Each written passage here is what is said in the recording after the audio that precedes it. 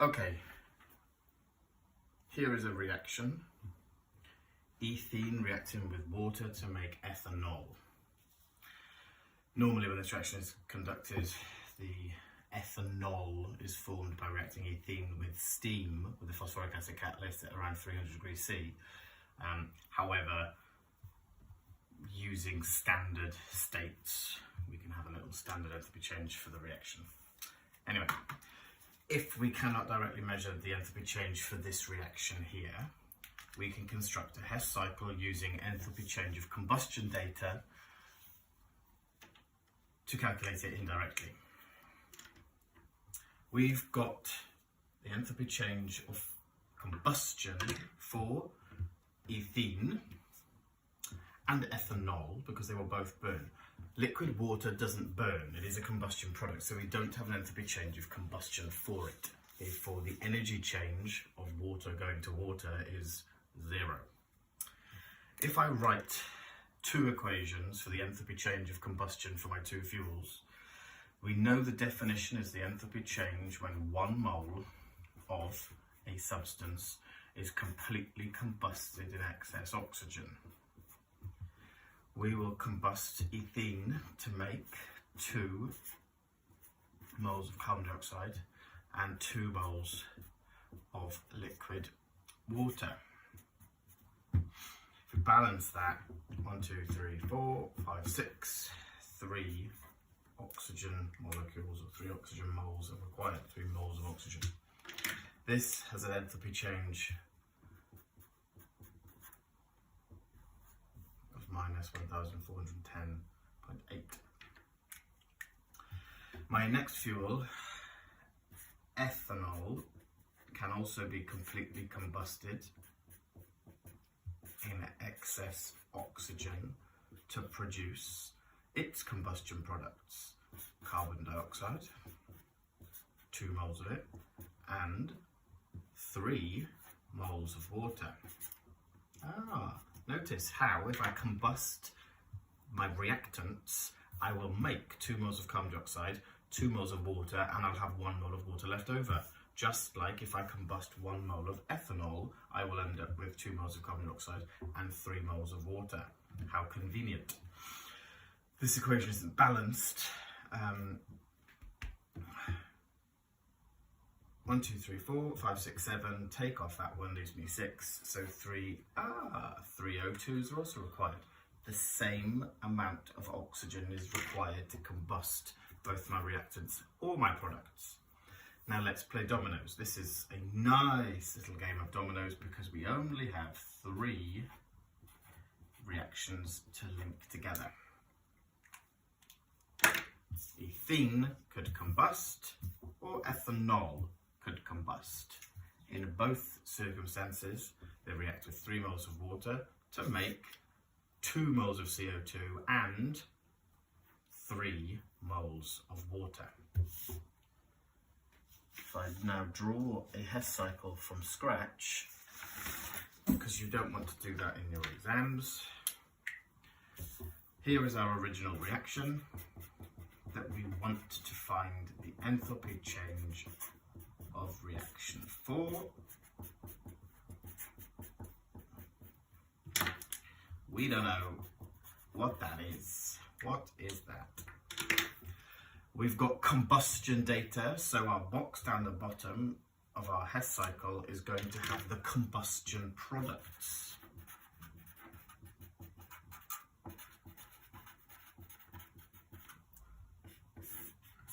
When you burn these fuels, you will produce carbon dioxide and water.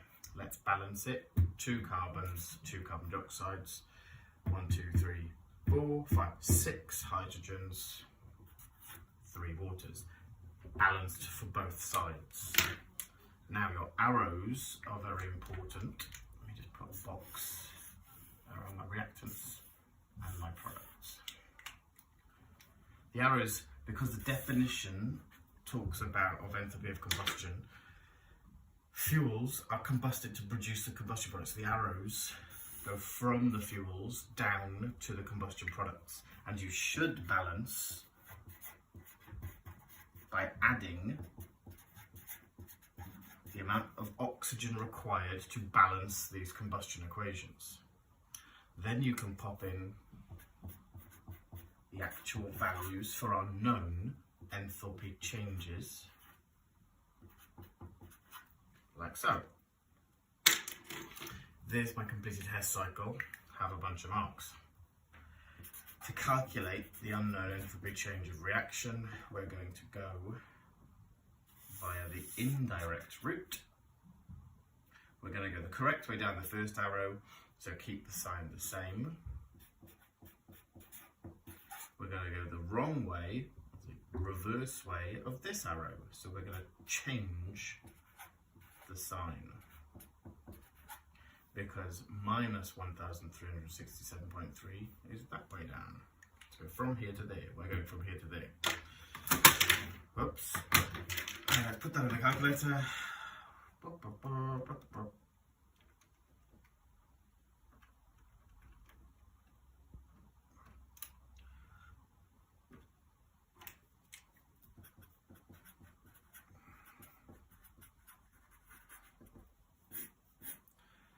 So there is my exothermic reaction.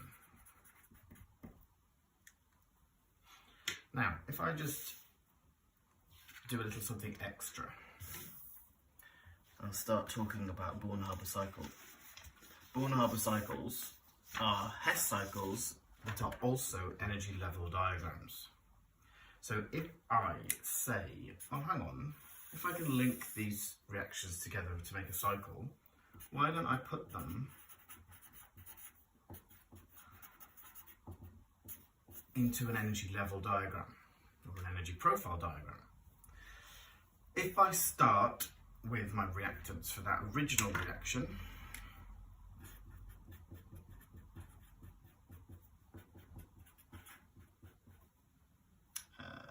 and just put them there. Now,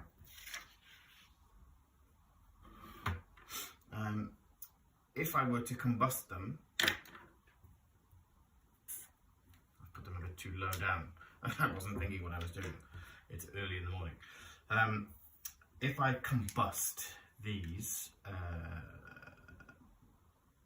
substances, they will release